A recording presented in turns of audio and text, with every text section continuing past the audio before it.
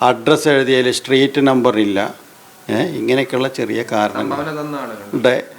Address എഴുതിയതിൽ street number ഇല്ല, അതിൻ്റെ അർത്ഥം അങ്ങനെ ഒരാളില്ല. അവരുടെ ആധാർ കാർഡുണ്ട്, എല്ലാം ഉണ്ട്, സ്ട്രീറ്റ് നമ്പർ എഴുതാത്ത ചെറിയ കാരണം എന്ന് വെച്ചാൽ വളരെ ചെറിയ ചെറിയ കാരണങ്ങൾ പറഞ്ഞിട്ടാണ് ഈ രീതിയിലുള്ളൊരു ആരോപണം കെട്ടിച്ചമച്ചത്. ED അറസ്റ്റ് ചെയ്ത SDPIയുടെ ദേശീയ പ്രസിഡന്റ് MK ഫൈസി കഴിഞ്ഞ ദിവസമാണ് ജാമ്യം ലഭിച്ച് അദ്ദേഹത്തിൻ്റെ വീട്ടിലെത്തിയത്. അദ്ദേഹമാണ് എന്നോടൊപ്പം ഉള്ളത്. ഇപ്പോൾ ജാമ്യം ലഭിച്ച് പുറത്ത് എത്തിയിരിക്കുകയാണ്. ഇപ്പോൾ ഈ കേസുമായി ബന്ധപ്പെട്ടെന്ന് ഡൽഹിയിൽ നിന്നാണ് അറസ്റ്റിലാവുന്നത് അല്ലേ? അതെ, ഞാൻ കോടതിയിൽ ഹാജരാകുന്നതിന് വേണ്ടി ഡൽഹിയിലേക്കുള്ള യാത്രയായിരുന്നു. എയർപോർട്ടിൽ വെച്ചാണ് അറസ്റ്റ് ചെയ്തത്. അതിനുശേഷം 11 മാസം കുറച്ച് ദിവസമായി, ഏകദേശം 12 മാസം എന്ന് പറയാം, ജയിലിലായിരുന്നു. അന്ന് തൊട്ടേ ഞങ്ങൾ പറയുന്നൊരു സംഗതി, ഈ കേസ് രാഷ്ട്രീയ പകപോക്കലാണ്.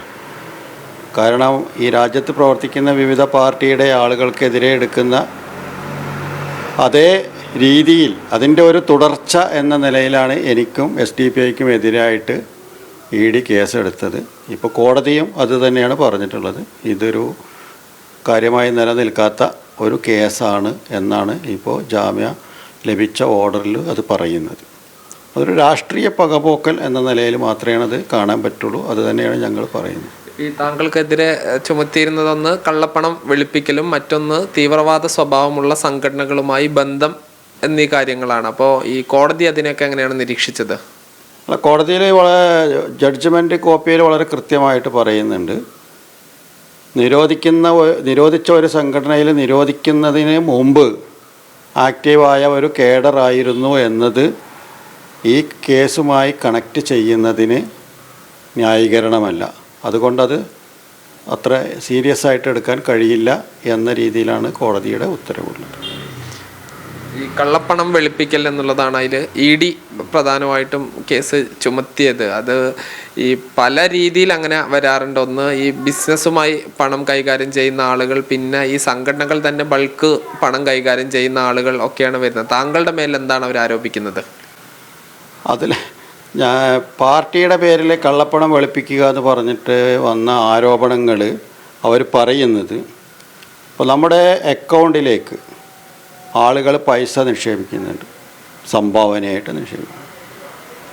ഇങ്ങനെ പണം നൽകുന്ന ആളുകൾ അവർക്ക് ഹവാല വഴി പണം ഞങ്ങൾ കൊടുക്കുന്നു, അവർ ആ പണം ഞങ്ങൾക്ക് ബാങ്ക് വഴി തരുന്നു എന്നുള്ളൊരു ആരോപണമാണ്. ഇത് ലക്ഷങ്ങളും കോടികളുടെ കണക്കല്ല ഈ പറയുന്നത്.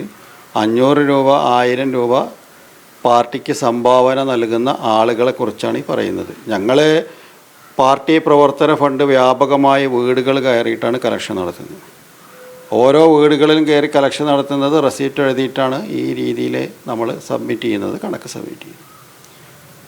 അതിനെ വേറൊരു രീതിയിലേക്ക് ചിത്രീകരിച്ച് അത് പണം അങ്ങനെ ആകുമ്പോൾ ഒരാൾക്കും ഒരു ഫണ്ടും സ്വീകരിക്കാൻ പറ്റില്ല. ഇങ്ങനെ ആരോപിക്കുമ്പോൾ ഈ രീതിയിലുള്ള ആരോപണം എന്ന് വെച്ചാൽ തികച്ചും ബാലിശമായിട്ടുള്ള, ഒരു നിലക്കും പറഞ്ഞു നിൽക്കാൻ പറ്റാത്ത ആരോപണങ്ങൾ വെച്ചിട്ടാണ് അറസ്റ്റ് ചെയ്തത്. അതായത് നിങ്ങൾക്ക് പാർട്ടിക്ക് സംഭാവന നൽകുന്ന ആളുകൾക്ക് ആദ്യം നിങ്ങൾ പണം മറ്റു രീതിയിൽ കൊടുക്കുന്നു, അത് നിങ്ങൾക്ക് പാർട്ടി ഫണ്ടായി തരുമ്പോൾ അത് ഈ കള്ളപ്പണം വെളുപ്പിക്കലാണ് എന്ന് പറയുന്നത്. അങ്ങനെ ഏറ്റവും വലിയ എമൗണ്ടായിട്ട് എത്രയാണ് അവർ പറയുന്നത്? 1 ലക്ഷം രൂപ. 1 ലക്ഷം രൂപയാണ് അവർ പറയുന്നത്. പിന്നെ വളരെ ചെറിയ ചെറിയ കാരണങ്ങൾ, ഇപ്പോൾ ഉദാഹരണത്തിന് അഡ്രസ്സ് എഴുതിയതിൽ സ്ട്രീറ്റ് നമ്പർ ഇല്ല, ഇങ്ങനെയൊക്കെയുള്ള ചെറിയ കാരണങ്ങളുണ്ട്. അഡ്രസ്സ് എഴുതിയതിൽ സ്ട്രീറ്റ് നമ്പർ ഇല്ല, അതിൻ്റെ അർത്ഥം അങ്ങനെ ഒരാളില്ല. അവരുടെ ആധാർ കാർഡുണ്ട്, എല്ലാം ഉണ്ട്, സ്ട്രീറ്റ് നമ്പർ എഴുതാത്ത ചെറിയ കാരണം എന്ന് വെച്ചാൽ വളരെ ചെറിയ ചെറിയ കാരണങ്ങൾ പറഞ്ഞിട്ടാണ് ഈ രീതിയിലുള്ളൊരു ആരോപണം കെട്ടിച്ചമച്ചത്. നമുക്കറിയാം അത് ഒരു രാഷ്ട്രീയ പകപോക്കൽ എന്നുള്ള നിലയിൽ മാത്രമാണ് അത് നമുക്ക് കാണാൻ കഴിയുന്നത്. ഇപ്പോൾ ഈ പോപ്പുലർ ഫ്രണ്ട് നിരോധിക്കപ്പെട്ടൊരു സംഘടനയാണ്. അപ്പോൾ പോപ്പുലർ ഫ്രണ്ടുമായിട്ട് SDPIക്കുള്ള ബന്ധം അതൊക്കെ കാര്യമായി ചോദ്യം ചെയ്യൽ ഉണ്ടായിരുന്നോ? ഇല്ല, ആ രീതിയിലുള്ള ക്വസ്റ്റ്യനൊന്നുമില്ല. ഇപ്പോൾ നമ്മൾ കണക്ഷൻ ഉണ്ടോ ഇല്ലേ എന്നുള്ള ക്വസ്റ്റ്യനൊന്നും ഉണ്ടായിട്ടില്ല. അത് അവരുടെ ഒരു പ്രത്യേക സംഗതി, ഒരു പരിഗണനാ വിഷയമായിരുന്നില്ല. ഇത് പാർട്ടിയുടെ ഫണ്ടുമായി ബന്ധപ്പെട്ട സംഗതികളാണ് അവർ പ്രധാനമായിട്ട് ചോദിച്ചത്.